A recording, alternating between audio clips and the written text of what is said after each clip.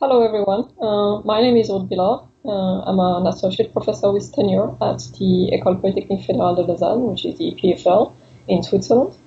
And I have a bachelor and a master in physics, which I obtained from EPFL, and then I did a PhD at the University of Edinburgh, and I was an assistant professor for some years at the University of Southern California in Los Angeles. So how I came to do robotics as a field of research, which is 2/3 of the research conducted in my lab today, is a bit of a series of chances.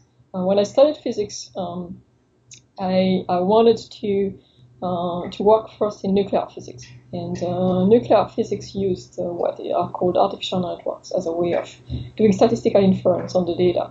And at the time, even though that artificial networks were developed for physicists, physicists were not actually taught what these were. And so I took on doing a PhD in this particular area.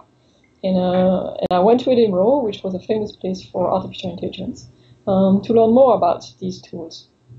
But it turned out that as I was taking some classes there, some of the classes were application of artificial intelligence to robotics. And I took on doing a competition for this, which together with my partner I won.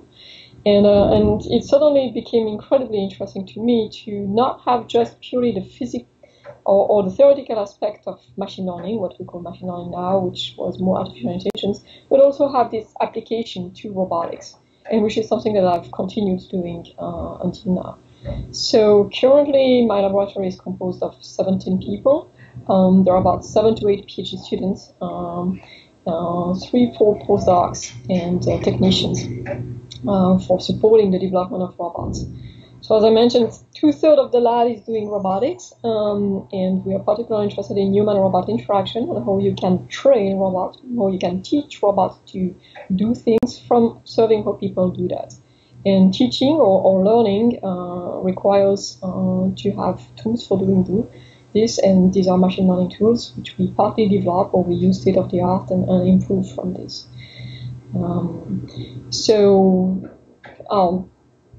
In the lab, I'm quite happy now to have managed to have 2 female PhD students and 1 female postdoc. And even though that it's a very underrepresented field for women, I'm really looking forward to see that change. And I know that it's a tremendous endeavor, whether it's here in the US, in Europe, especially in Switzerland, where maybe the proportion is even lower than in many other countries, unfortunately. It's a long fight. It's a fight against prejudice that we all have, me included. I would strongly recommend for the young female girls that I have in front of me, I guess, and all the male students, to encourage any female student that you hear expressing interest in science in general. Because the reason why people don't go into this field is not that they are not competent. It's mostly because they are not encouraged. And encouraging people can be as simple as just listening to them and sharing your interest, scientific interest, with these people. And I truly believe that there is no difference in our competences. It's definitely more a question of a priori, of préjugés, or you don't necessarily think of this as a career. The reason why I took on studying physics in the first place is that when I was very young, I started playing chess, and then I found myself